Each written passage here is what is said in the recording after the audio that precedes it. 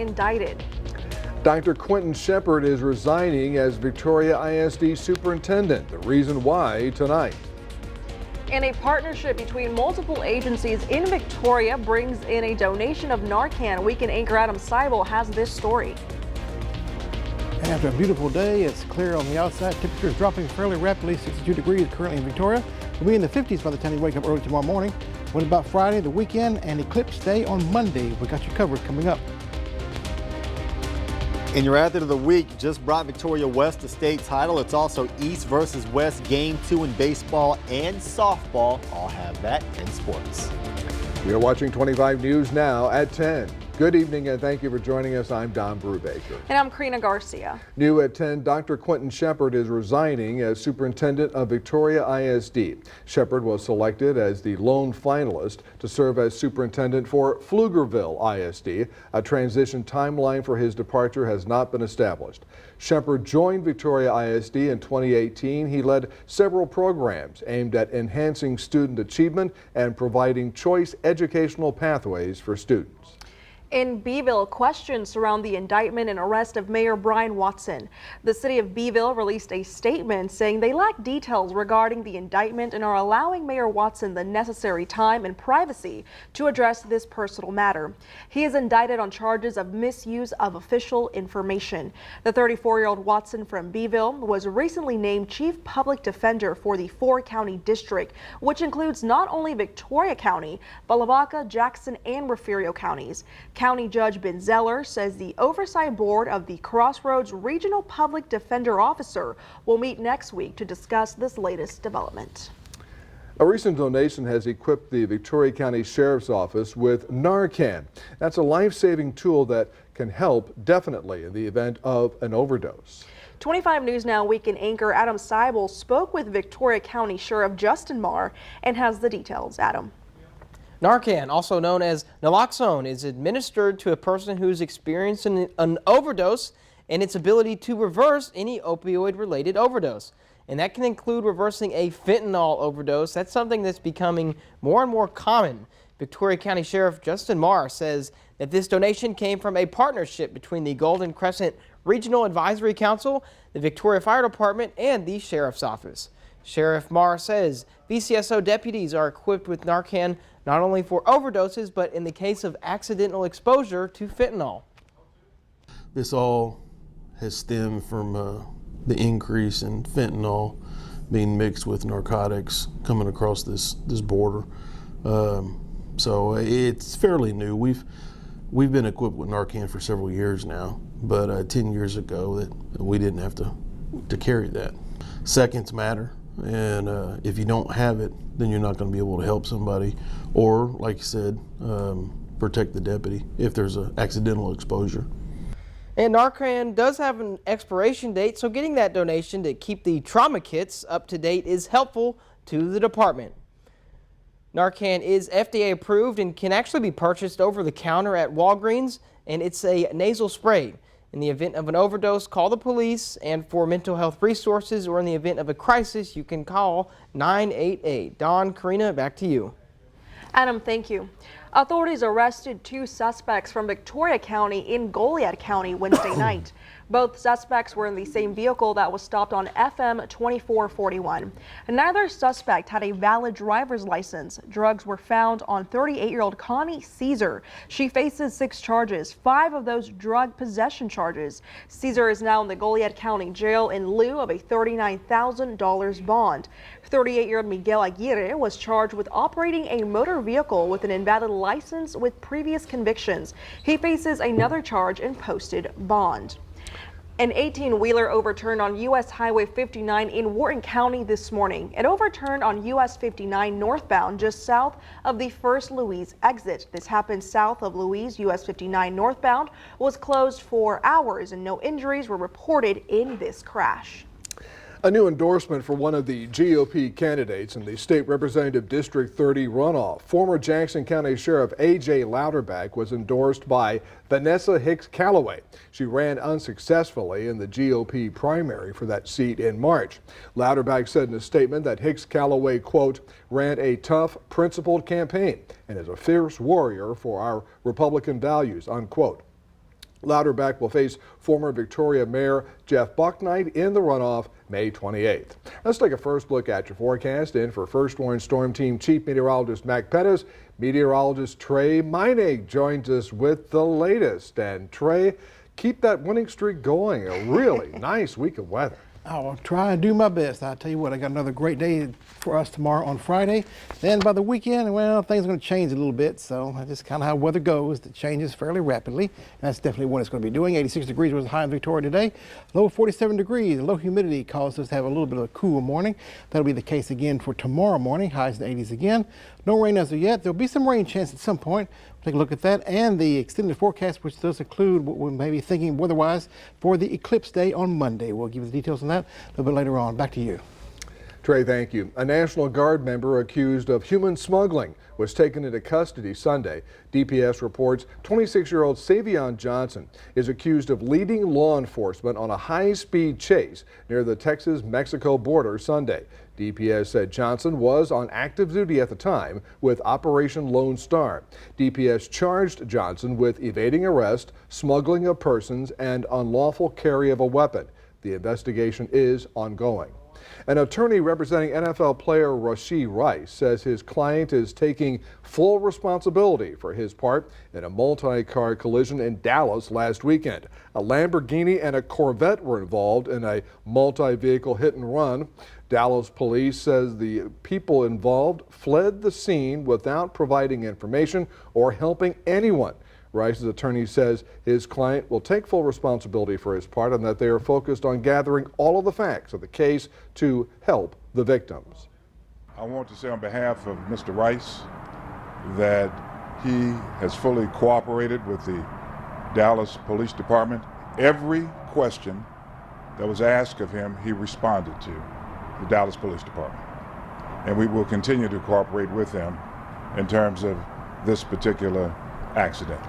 Dallas police have not said whether they have identified any of the other occupants or whether any charges in these hit and run crash will be filed. Now, DEI ban is affecting multiple colleges and universities across Texas. Employees at one university in particular, the University of Texas at Austin, are feeling the statewide ban's impact. Students share their reaction about the ban.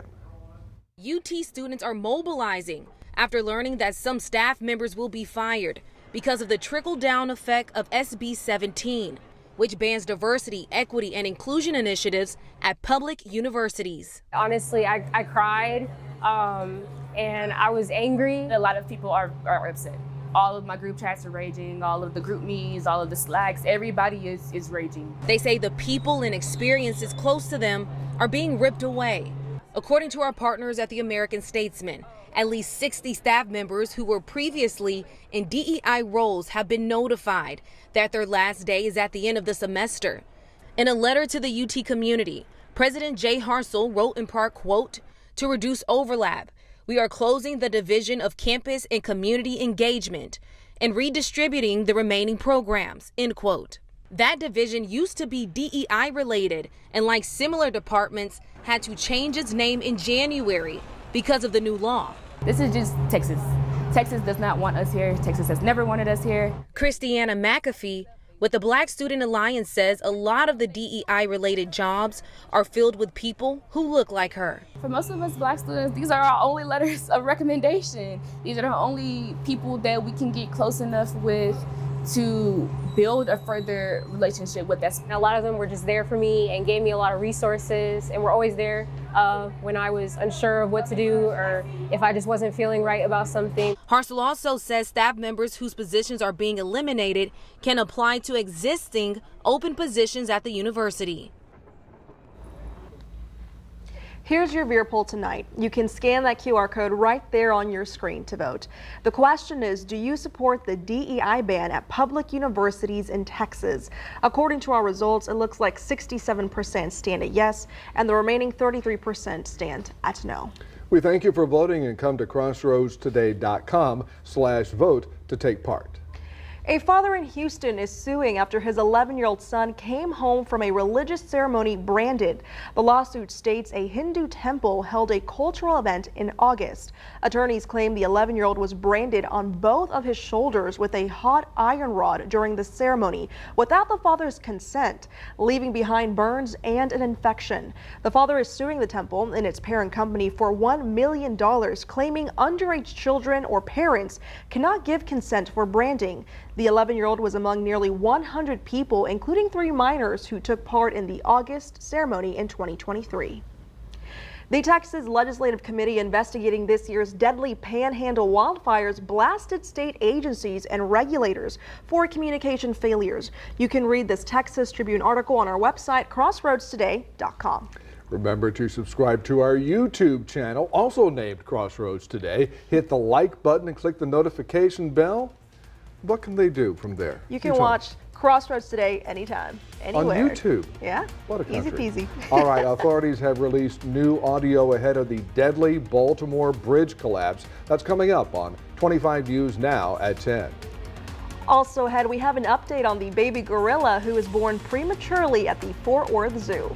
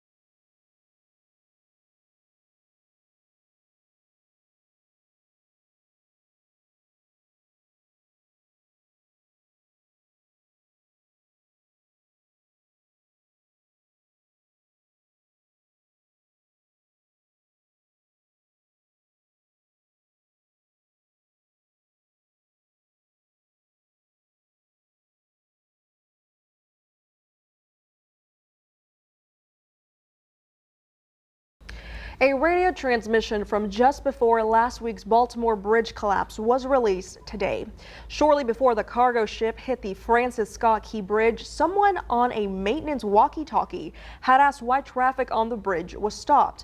Another person answered that traffic was just being held because a ship lost its steering. Broadcastify captured the recording. What'd you say? Just have to get that message out. What'd you say? Just have to get that message out. Still don't understand you, buddy. Slow down and speak. Yeah, they're just holding traffic because a ship lost its steering, that's all. Traffic stopping. The transmission was time-stamped just moments before the collision and the collapse. It's unclear if the 8 workers on the bridge at the time had access to the radio frequency. Only 2 of the workers survived. Today, city leaders in Maryland honored the divers who responded to Baltimore's Key Bridge collapse. Leaders recognized the Prince George's County Special Operation Division's Marine Unit and Underwater Recovery Team for their efforts. The divers have to work in virtual darkness in the tangle of twisted metal and debris in the river. Even when lit, their view is like driving through heavy snowfall in the dark with high beam headlights on. Our brothers and sisters call, then we answer.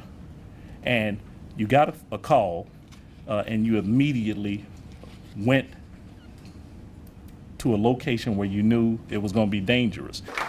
As of right now, salvage operations are still ongoing. A new study from the American Cancer Society finds an aging worldwide population will lead to a rise in cancer cases. And the research predicts in the next 2 decades, there will be more than 15 million more cancer cases than in 2022. Today, sobering statistics from the American Cancer Society. An estimated 20 million new cancer cases were diagnosed in 2022, and 9.7 million people died from the disease worldwide. By the year 2050, the number of cancer cases is predicted to jump to 35 million as the global population grows and ages. We have an aging population. There are going to be more people living longer by 2050 than we had in 2022. The findings show that globally, lung cancer remains the most common and deadly form of cancer in men, followed by prostate and colorectal cancer. For women, breast cancer remains the most common, followed by lung and colorectal cancer. But experts say more than half of cancer deaths worldwide could potentially be prevented by making healthier lifestyle choices. The most impactful factor that can be changed is eliminating smoking. It's estimated that globally, if you were to eliminate smoking, you might be able to prevent a fourth of all cancer deaths, or 2.6 million deaths around the world every year. Another example of preventable disease, cervical cancer, which is the leading cause of cancer among women in roughly 36 low-income countries. What this report found is that globally, there have only been about 15% of eligible girls and women who have actually received the HPV vaccine. Experts say early detection and screening is key when it comes to diagnosing cancer. Doctors stress your best defense against the disease. Don't smoke, eat a healthy diet that limits alcohol consumption, and stay active no matter your age. Alexis Christoforous, ABC News, New York.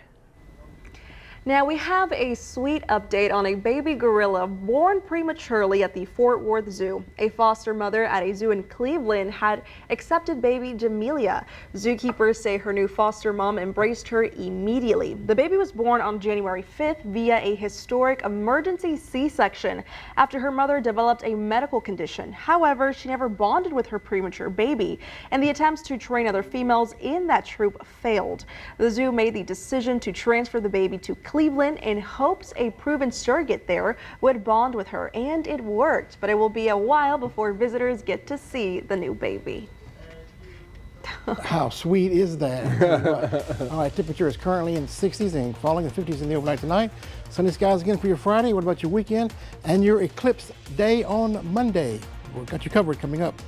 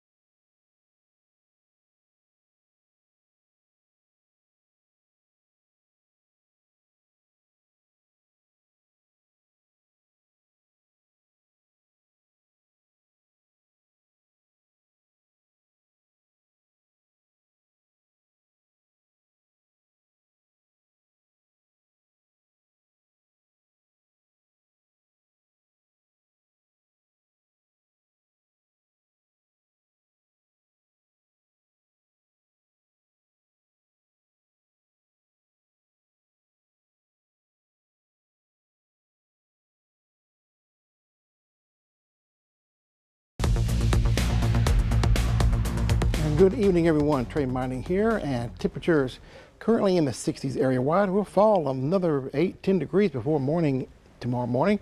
So in the 50s area wide, so definitely a cool start. It'll be warm again for your day tomorrow. Why? High pressure over the state of Texas will continue to keep us clear again, but it's beginning to move further to the east with time here, slowly but surely. They open up the Gulf back with southerly winds, bringing back the higher humidity levels and setting the stage. More cloud cover, more rainfall coming in our picture before too much longer. Today was a nice day. Tomorrow was definitely going to be another nice day, but things will be changing for the cloudier and the rainier, I guess you could say, coming up by the weekend. First of all, let's take a look at the future tracker. Now this future tracker, I've expanded it all the way out to include your Monday on eclipse day to see how this model is forecasting the weather at that time. But high pressure for us, keeping our conditions nice for the overnight tonight with cool temperatures.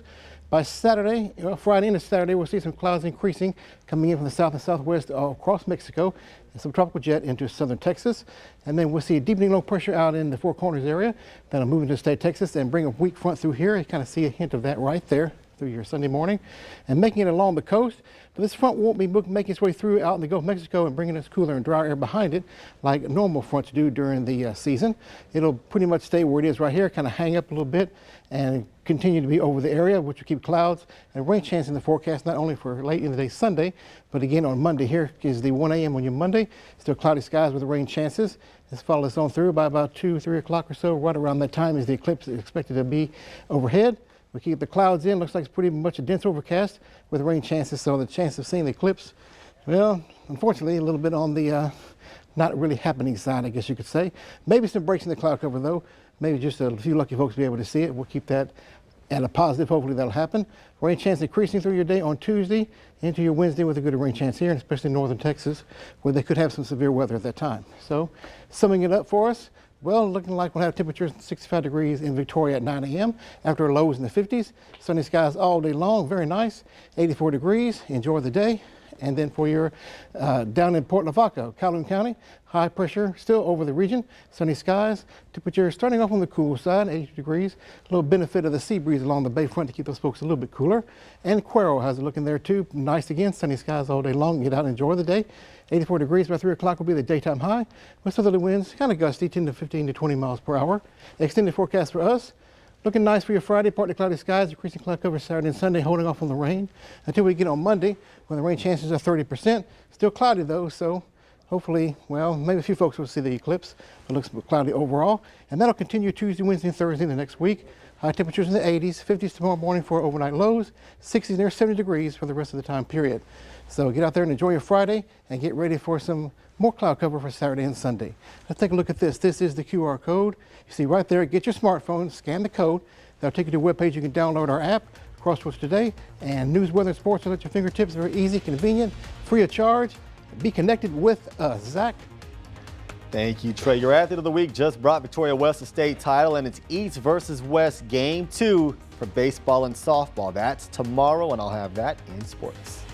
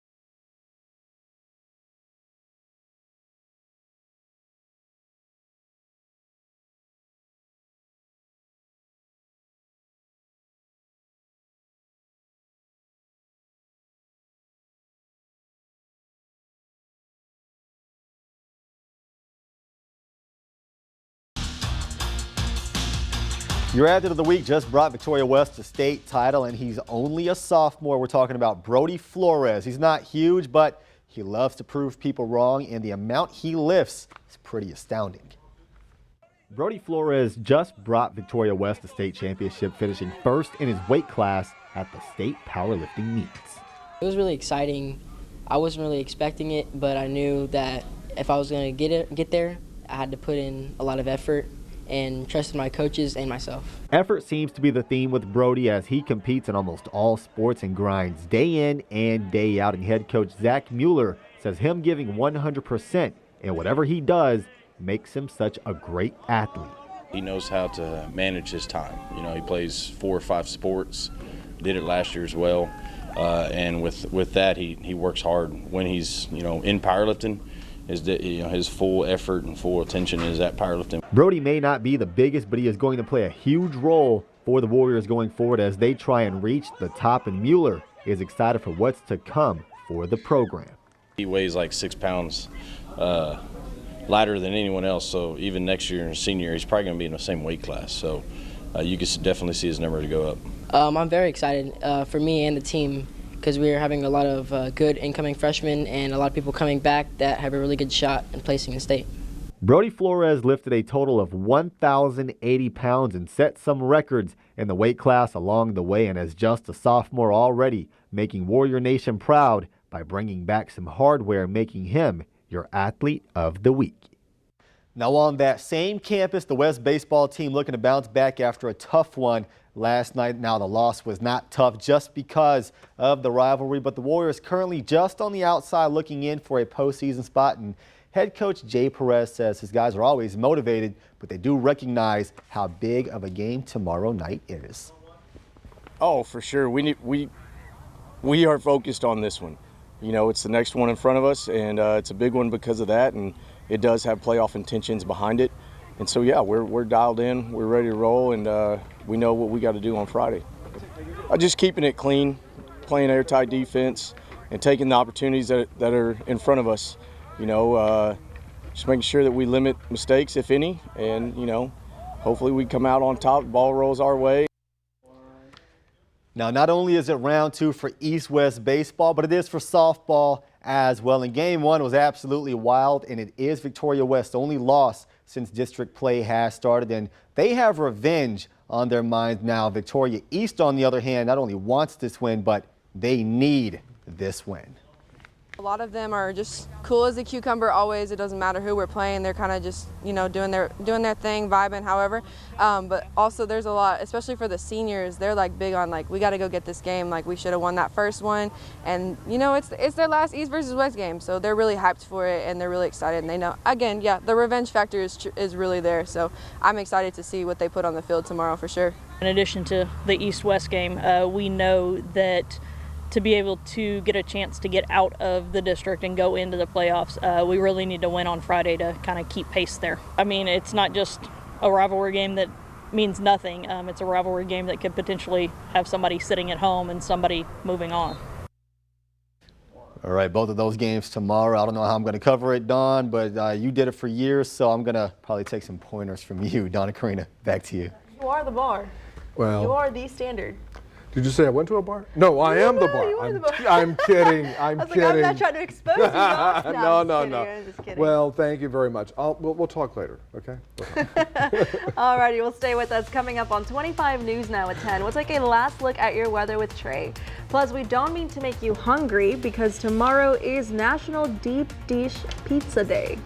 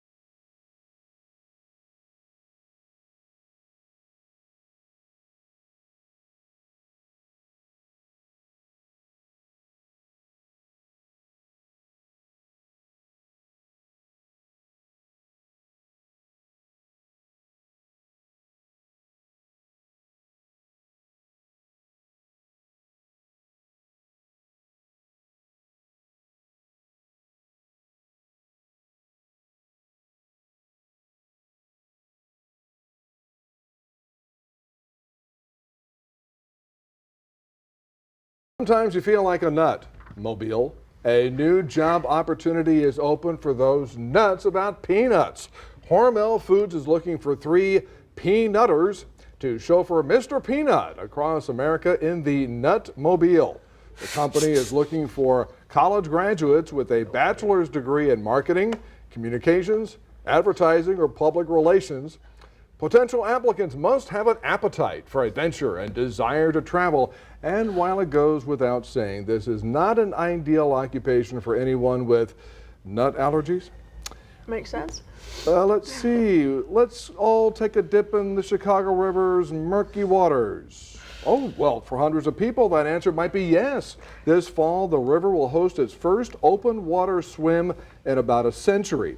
The event organizers say the river's water quality has improved over the years and is now safe for swimmers. The swim is scheduled for late September and will benefit ALS research and Learn to Swim programs in Chicago.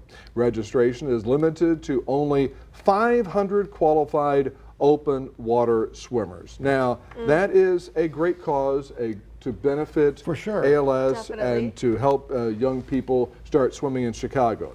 But How do we feel about swimming in murky water? I don't know. You better have your scuba gear or something. I don't know. Yeah, I don't You like gotta swimming in cover your anything I face. can't see my feet in. No, so. I can't do that. now we don't have to worry about swimming quality around here because there's not much rain around here, but that's changing. Yeah, there is a rain chance coming our way, and unfortunately, just in time for the eclipse, the way it looks at this point. So, oh well, what can you do? Sunny skies again for your Friday, like today, with highs in the 80s, of course, and rain chances for Monday, Tuesday, Wednesday, and Thursday, with highs in the 80s throughout the forecast period. Lows tomorrow morning on the cool side in the 50s, then 60s and 70s the rest of the time period with humidity back in the forecast. So maybe a few folks will be able to see some of the eclipse and the breaks in the cloud cover, maybe. Otherwise, looking quite cloudy for us on that day. Alrighty, thank you, Trey. Now toss the dough, shred the cheese, or preheat that oven, or visit your local Chicago-style pizzeria because tomorrow is National Deep Dish Pizza Day. It is observed every year on April 5th. This hearty variation of the classic pizza pie is a sure way to fill up and make your stomachs very happy, and that's because the thick crust holds a boatload of sauce and toppings. So however you do it, treat yourself to a yummy slice of deep dish deliciousness this Friday. Deep dish pizza was invented early 1940s in Chicago by Ike Sewell. Before that, he was an All-American football player at the University of Texas. Oh, sorry. Boomer. Well, thank you, Don, and thank you for joining us for 25 News Now at 10. Join Carolina Parker Cox, 25 News Now Sunrise.